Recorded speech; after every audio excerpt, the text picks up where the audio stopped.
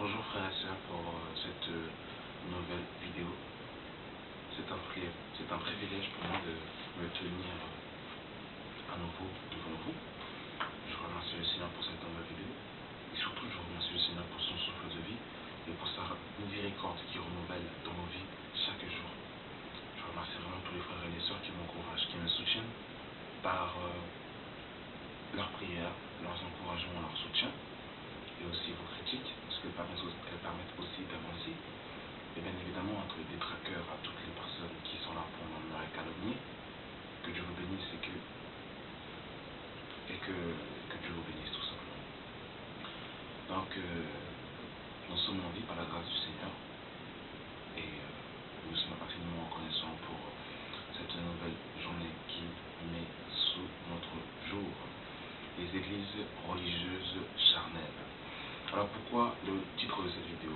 Parce que nous sommes dans un temps, mes frères et sœurs, où la parole a de plus en plus disparu. Nous sommes dans un temps où, mes frères et mes sœurs, les chrétiens vont dans des camps de concentration, ne vont pas dans des assemblées. La parole a véritablement disparu et il y a beaucoup de conducteurs aveugles qui conduisent des aveugles et qui les ramènent dans un trou. Le plan de l'église, mes frères et sœurs, a totalement disparu. Aujourd'hui, de ce que nous voyons, ce ne sont pas des églises, ce sont des associations. Parce que l'église marche sur des colonnes et elle est établie sur des fondements qui doivent être scripturaires. C'est-à-dire qu'une église doit marcher sur le fondement des apôtres et des prophètes, Jésus-Christ étant même la pierre angulaire. Mais oui, Jésus-Christ a mandaté 12 apôtres et par la suite, il va mandater l'apôtre Paul qui est l'apôtre des païens. Et justement, au travers de l'apôtre Paul, le Seigneur va étendre justement le plan de l'Église, plus par le biais de l'apôtre Paul, bien évidemment aussi avec d'autres apôtres, mais plus avec l'apôtre Paul, il va entrer un peu plus en détail pour justement nous schématiser et nous donner selon ce qu'il avait reçu de Dieu le plan de l'Église. Et aujourd'hui, ce modèle n'est pas respecté, mes frères et sœurs. Et voyez-vous, lorsque Dieu va appeler Moïse, il dira à Moïse, tu construiras le tabernacle selon le modèle que tu as vu sur la montagne. Voyez-vous, Moïse avait un modèle. Il devait représenter le tabernacle selon ce qu'il avait vu sur la montagne. Il y a un modèle, parce que Dieu est l'architecte par excellence. Il donne toujours un modèle. Et quand Dieu a dit à Noé de construire justement l'arche, et bien Dieu avait donné justement des mesures bien spécifiques, bien précises, pour que Noé puisse justement les mettre en application, les mettre en œuvre. Et aujourd'hui, pour le plan de l'Église, il en est de même. Jésus dira à Pierre, et moi je dis que tu es Pierre, et sur cette pierre je bâtirai mon Église, dans Matthieu chapitre 16. Donc nous voyons que l'Église n'appartient ni à un homme ni à une femme, mais qu'elle appartient à Jésus-Christ qui est mort et qui est ressuscité pour son Église, et dont il a versé son sang, pour ses saints, pour ses frères, dont il a versé le sang. Et malheureusement aujourd'hui, beaucoup de ceux qui se disent ministres ne cherchent pas à être en cohésion avec le plan de l'Église. Beaucoup de chrétiens ne cherchent pas à être soumis, que je dirais, au plan de l'architecte par excellence. Et c'est ça le problème, c'est qu'aujourd'hui, n'importe qui peut se lever et fait sa dénomination, fait son assemblée, et il a ses brebis à lui, sa doctrine, sa vision, ses âmes, et sans l'évangile. Et il appelle ça, par exemple, Église la main cachée. Et voilà comment est-ce qu'on crée un nouveau camp de concentration. Parce qu'on écarte les gens de la parole de Dieu. Et nous avons dit précédemment que nous sommes dans un temps véritablement où la parole a de plus en plus disparu. Nous sommes dans Osée, mes frères et sœurs, Osée chapitre 8. On va se laisser conduire. Que vraiment que Dieu nous aide. Parce que c'est terriblement terrible ce que nous vivons dans ce temps de la fin, mes frères et sœurs. C'est que ceux qui se disent pasteurs, prédicateurs, pour la plupart d'entre eux, justement, écartent les chrétiens de ce livre qui est la parole de Dieu. Beaucoup de ceux qui se disent prédicateurs privent les enfants de Dieu de la parole, en leur faisant comprendre que ils ne peuvent pas comprendre la Bible en français. Mais que pour comprendre la Bible, il faut comprendre le grec et l'hébreu. Il faut d'abord faire une école théologique afin de pouvoir bien comprendre la Bible. Et même si tu as vu un passage, et ben que tu vois que je fais une chose qui est contraire à la parole de Dieu, comme tu n'es pas loin, comme tu n'es pas mandaté, et ben tu ne peux pas comprendre la parole de Dieu. Tu dois rester à ta place et tu dois t'asseoir, m'écouter, parce que moi, j'ai fait de l'école théologique. Voilà ce que nous voyons aujourd'hui, mes frères et sœurs. Et nous sommes dans Amos, chapitre 8, à partir du verset 11, qui nous dit: Voici les jours viennent, dit le Seigneur l'Éternel, où j'enverrai la famine dans le pays, non pas la disette du pain et la soif de l'eau, mais la faim et la soif d'entendre les paroles de l'Éternel. Ils seront alors errants d'une mer à l'autre, du septentrion à l'orient. Ils iront ça et là pour chercher la parole de l'Éternel et ne la trouveront pas. Et c'est dans ce moment, et c'est dans cette époque justement où nous vivons, c'est que la parole a de plus en plus disparu, mes frères et sœurs. On a remplacé la parole de Dieu par des traditions, par des coutumes, par des doctrines et des règles charnelles d'hommes, mais on a fait disparaître la parole de Dieu. On n'enseigne pas à la femme d'être une femme vertueuse. Qu'est-ce qu'on apprend aujourd'hui à la femme dans nos assemblées? On apprend aux sœurs en Christ qu'il faut qu'elles se marient avec des maris comme Obama. Il faut qu'elles aient des grands postes. Il faut qu'elles soient justement des femmes influentes dans le monde. Il faut qu'elles soient des femmes respectables. Il faut qu'elles soignent leur apparence extérieure. Voilà ce qu'on apprend aux sœurs en Christ aujourd'hui dans nos assemblées. À être belle, à se faire jolie, à venir bien maquillée, bien pouponner, à avoir un CDI et avoir un mari qui a minimum sur son salaire 3 000 € avec CDI et une voiture décapotable. Voilà ce qu'on enseigne dans certaines assemblées à nos sœurs en Christ. Mais qu'est-ce que la parole de Dieu va nous dire concernant les sœurs en Christ? Si on va faire une petite parenthèse. D'ailleurs, on ne parlera pas que des sœurs, on parlera aussi des frères. Mais j'ai eu à cœur de parler probablement des sœurs, si vous me permettez. Mais je sais que vous me permettez un peu de folie. Et nous sommes dans Tite, mes amis. Dans Tite, mes frères et sœurs, dans Tite chapitre 2, à partir du verset 3, dit que les femmes âgées doivent aussi avoir l'extérieur qui convient à la sainteté. D'être ni médisantes, ni abonnées aux excès de vin, mais qu'elles doivent donner de bonnes instructions dans le but d'apprendre aux jeunes femmes à aimer leurs maris et leurs enfants, à être retenues, chastes, occupées au champ domestique, bonnes, soumises à leur mari, afin que la parole de Dieu ne soit pas blasphémée. Et cette vision de la femme vertueuse, selon Dieu, que l'on retrouve dans la parole, a disparu dans la plupart de nos assemblées. On ne dit pas quelle est la place de la femme selon la parole de Dieu. Mais on prend la femme et on veut justement la conditionner à vivre selon le train du siècle présent.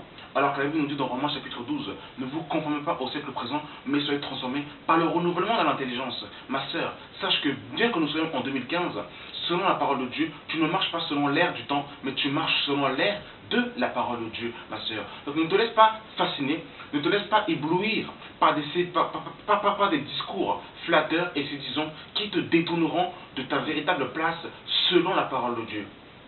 Selon la parole de Dieu. Et c'est terriblement terrible. On va dire aux hommes justement de venir en costume et en cravate. On va dire aux frères qu'il faut qu'ils soient propriétaires, il faut qu'ils règnent dans ce monde. Il faut que... en fait, des discours qui nous ramènent à la terre. Des discours qui ne font que naître et faire grandir la chair. Et regardez mes frères et sœurs, mes bien-aimés dans le Seigneur, ce que la Bible va nous dire par rapport à la chair, ce que la Bible va nous dire par rapport à l'apparence extérieure. Je ne dis pas qu'il faut venir à l'assemblée non débarbouillé, de ne pas se brosser les dents avec les cheveux ébouriffés, la barbe qui a des boules, comme s'il y avait des toiles d'araignée. C'est pas ce que je dis, mes frères et sœurs. Mais l'évangile, mes frères et sœurs, la parole de Dieu ne vient pas pour embellir la chair. La parole de Dieu vient nous faire transformer notre homme intérieur, afin que notre homme intérieur, justement, ressemble à la personne de Jésus-Christ de Nazareth. Et selon la parole de Dieu, plus nous grandissons dans la révélation de Jésus-Christ, et plus notre homme extérieur se détériore. Nous sommes, mes frères et sœurs, dans 2 Timothée, chapitre 4, à partir du verset 2 Timothée 4, à partir du 2 Corinthiens chapitre 4, à partir du verset 16, qui nous dit: c'est pourquoi nous ne perdons pas courage, Et lorsque même notre homme extérieur se détériore, notre homme intérieur se renouvelle de jour en jour. Donc on voit, mes frères et sœurs, que ce qui doit se renouveler dans le chrétien, c'est l'homme intérieur et non l'être extérieur. Mais on va mettre l'accent, mes frères et sœurs, dans nos assemblées, à prendre soin de l'extérieur, c'est-à-dire à être pouponné, à être bien taillé, parce que justement c'est le jour du Seigneur, c'est dimanche, donc il faut être bien, il faut être propre, il faut se faire beau pour le Seigneur, mais Dieu n'a que faire de la chair. Et Jésus dira dans Jean chapitre 6, la chair ne sert de rien, c'est l'esprit qui vivifie. Et l'apôtre Pierre nous dira dans 1 Pierre chapitre 1, à partir du verset... à partir du verset, justement, il dira, à partir du verset 24, il dira, car toute chair est comme l'herbe, et toute sa gloire est comme la fleur, la fleur et l'herbe sèche, et elle tombe, mais la parole du Seigneur demeure éternellement, et cette parole est celle qui nous a été annoncée par l'évangile. Et c'est ça la parole, mes frères et sœurs. C'est que, mon frère, ma sœur, tu es poussière et tu retourneras à la poussière. Jésus n'est pas mort à la croix pour te changer au niveau de l'extérieur, mais d'abord au niveau de l'intérieur, au niveau de ton cœur, au niveau de ton âme, au niveau de ton homme intérieur, afin que justement l'homme intérieur se répercute sur l'extérieur et pour que le caractère de Christ, la vie de Jésus-Christ, puisse s'extérioriser en toi, se manifester en toi, afin que lorsqu'on te voit, eh bien, tu dégages justement le caractère, la vie de Jésus-Christ. Et être chrétien, mes frères et sœurs, c'est être comme Jésus.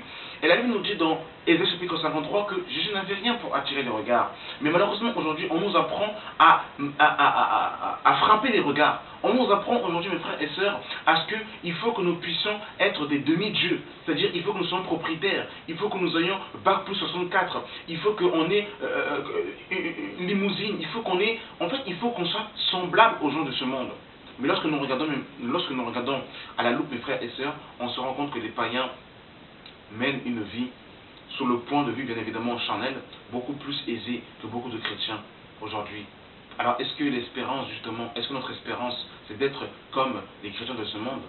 Je ne dis pas qu'on ne peut pas être chrétien et être aisé, c'est pas ce que je dis. Je ne dis pas que forcément être chrétien, il faut forcément être pauvre, c'est pas ce que je dis. Mais je dis qu'on doit avoir un détachement pour ce monde. On ne doit pas être attaché aux choses de ce monde, aux richesses et aux bassesses de ce monde, mes frères et sœurs. Mais on doit justement porter nos regards sur les réalités d'en haut, sur les réalités spirituelles de la parole de Dieu, mes frères et sœurs.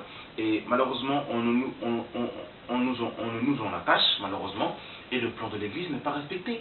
Lorsque l'on voit un prédicateur qui reste dans une assemblée pendant plus de 10 ans, et qui n'a même pas la vision de faire,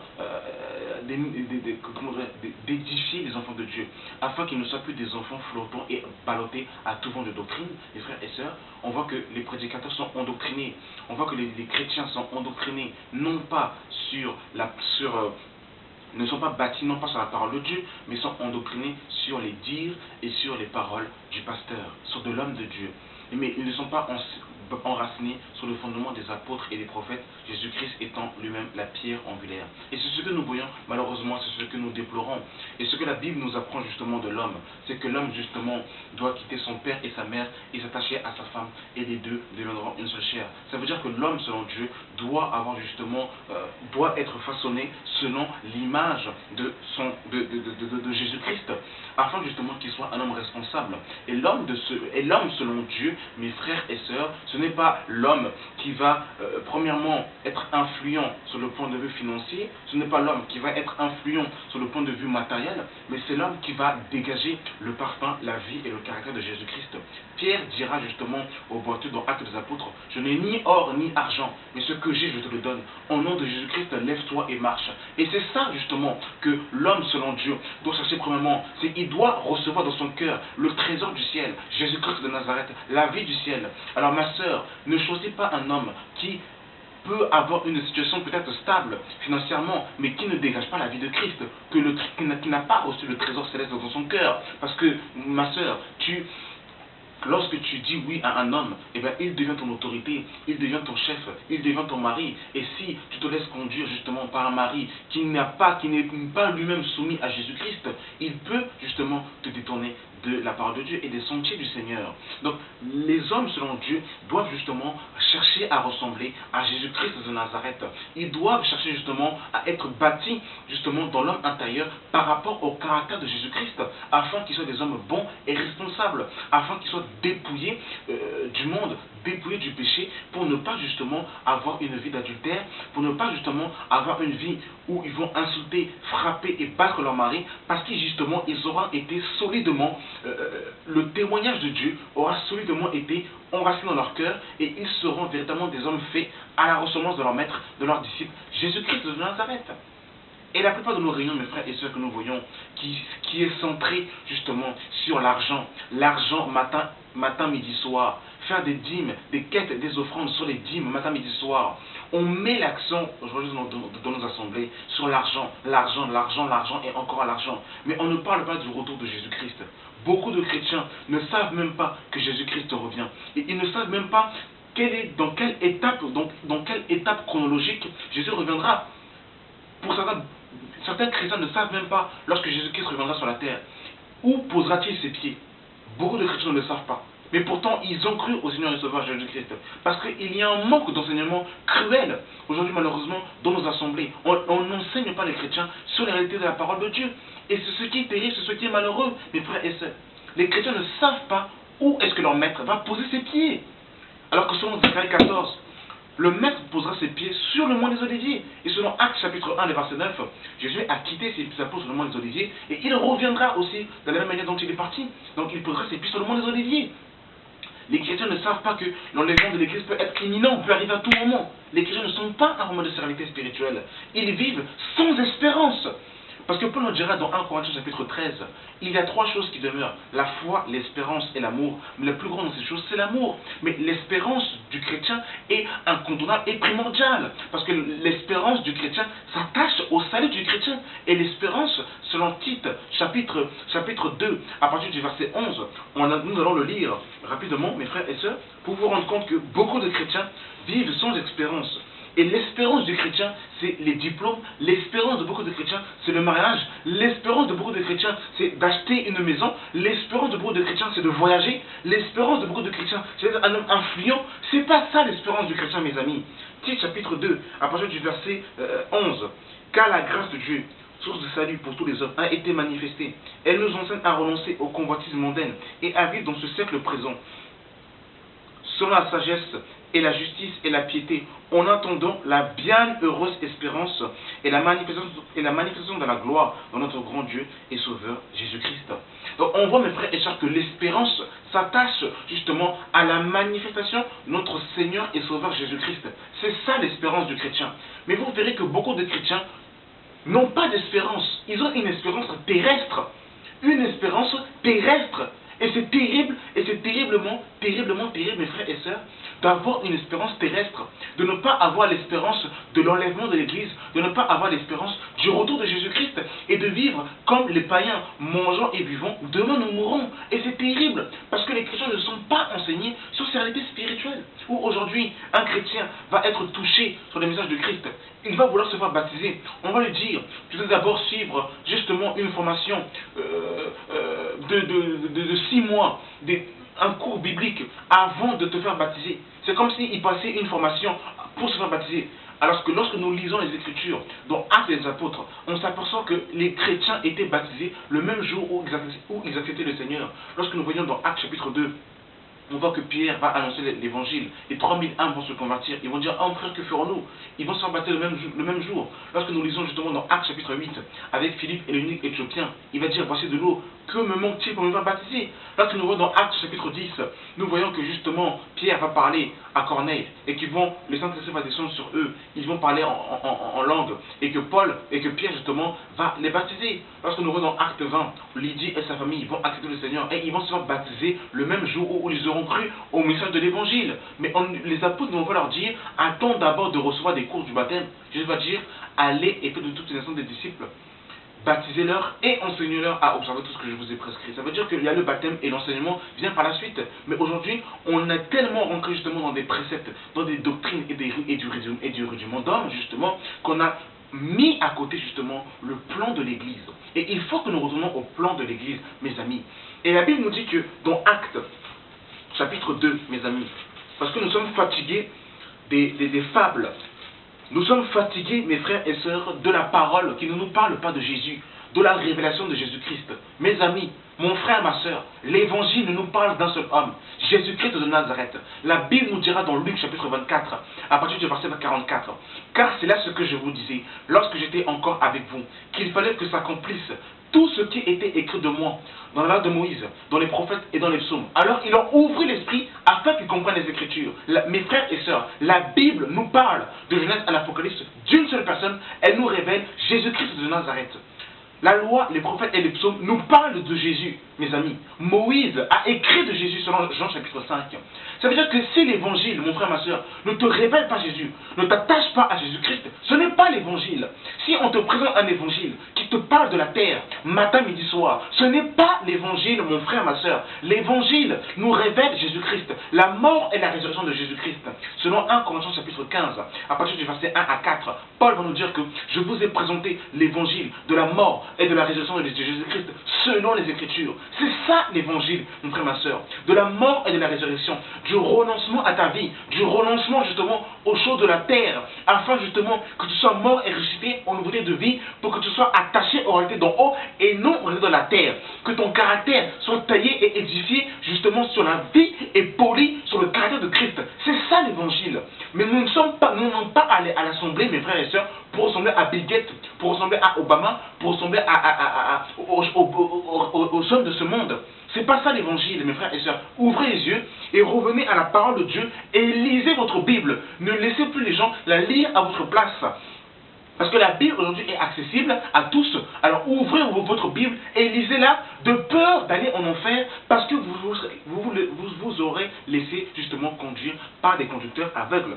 Et nous sommes justement dans Actes chapitre 2, à partir du verset 41 qui dit « Ceux qui reçurent de bon cœur sa parole furent baptisés. Et en ce jour-là, le nombre des disciples augmenta d'environ 3000 âmes. Ils persévéraient dans l'enseignement des apôtres, dans la communion fraternelle, dans la fraction du pain et dans la prière. Donc on voit, mes frères et sœurs, qu'ils persévéraient dans l'enseignement des apôtres. L'enseignement des apôtres.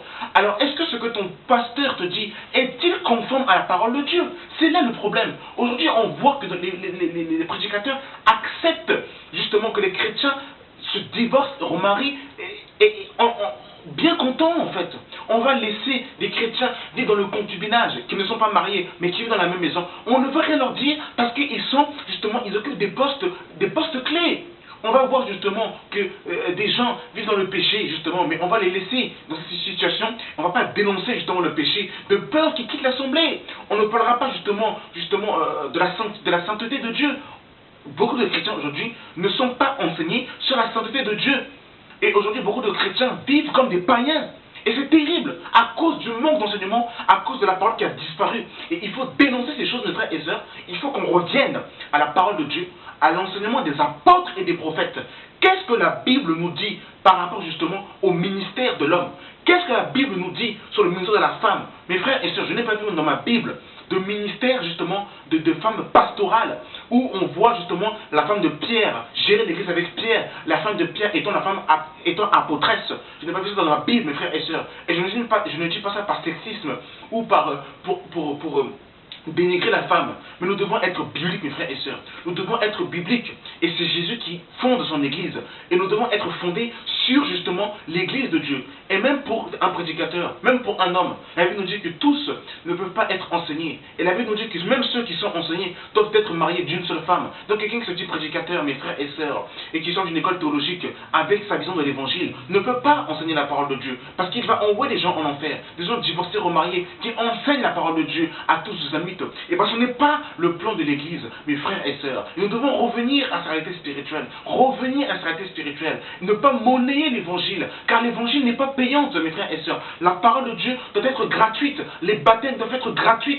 L'enseignement doit être gratuit. Tout doit être gratuit. Mais aujourd'hui, on a monnayé, on a sclérosé la parole de Dieu. Et c'est scandaleux. Il faut que nous revenons, mes frères et sœurs, à ces réalités de la parole de Dieu. Parce que c'est grave, mes frères et sœurs, ce que l'on fait subir aux enfants de Dieu. On les met dans des jougs d'hommes. d'hommes, dans des doctrines et des préceptes d'hommes, où on leur dit, tu ne peux pas prier avec d'autres chrétiens. Ils n'ont pas la vision du corps de Christ, mais ils ont la vision d'un groupe, d'un groupement. C'est mes frères, mon assemblée, mon église, mon frère, ma soeur. Jésus n'est pas mort à la croix pour que tu sois membre d'une église locale. Jésus est mort à la croix pour que tu sois membre du corps de Christ.